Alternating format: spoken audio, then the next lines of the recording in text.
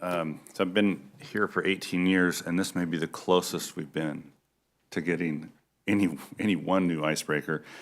And then just about the time we do it, they change the name of it.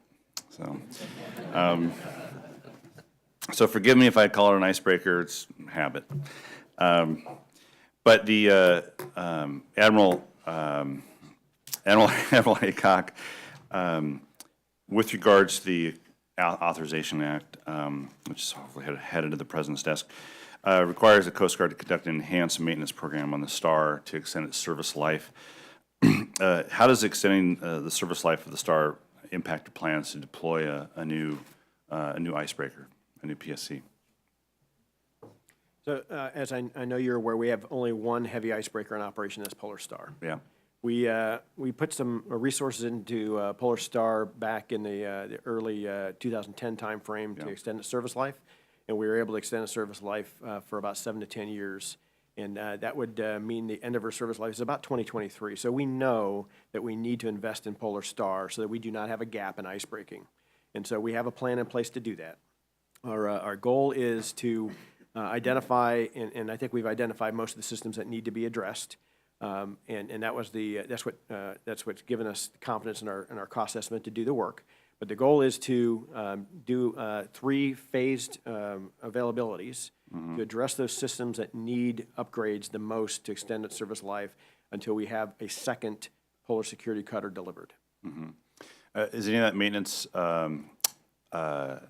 have to do with the actual structure of the ship, or is this all internal systems?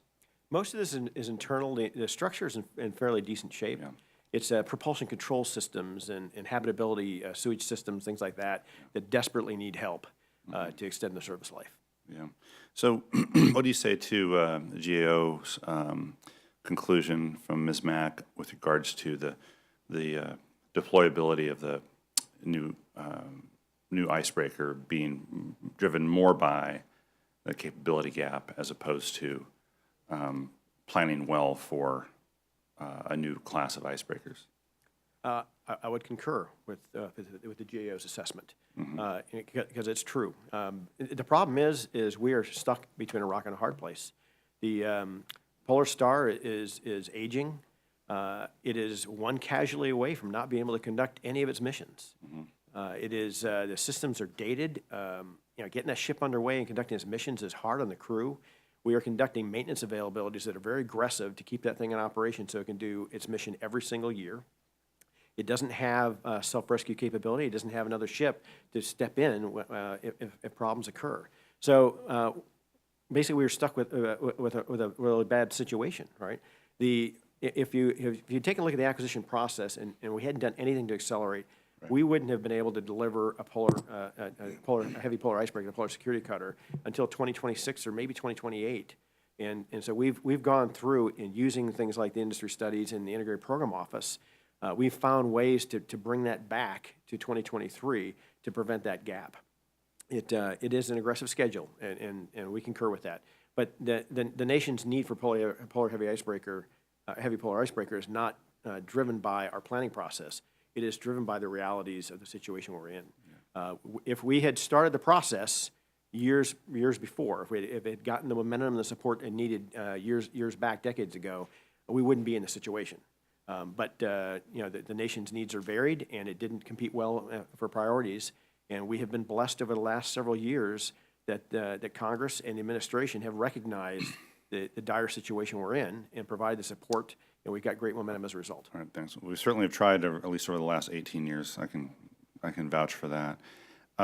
Ms. Mack, I'll just go to your first conclusion about what the GAO found and the concern you had about design. And it seems that what you found about design makes sense. Did the DHS explain why they kind of have a backwards design policy, and they say they're going to look at it, evaluate it? Does evaluating it mean they're doing anything about it? Yes, actually they are updating their policy. We just followed up earlier this week and expect that policy to be in place by the end of this year so that it will be more knowledge-based. All the components under DHS will have to do their preliminary design review before setting the baseline for cost, schedule, and performance. That'll make a lot more sense because you've got a lot more knowledge gained at that point. And like the Admiral said, that they agreed with our recommendations. We expect them to reevaluate cost, schedule, and performance after they get more information after a preliminary design review. I look forward to it. Thank you. Thank you, Mr. Chairman. Thank you, Mr. Larson. Mr. Graves, you're recognized.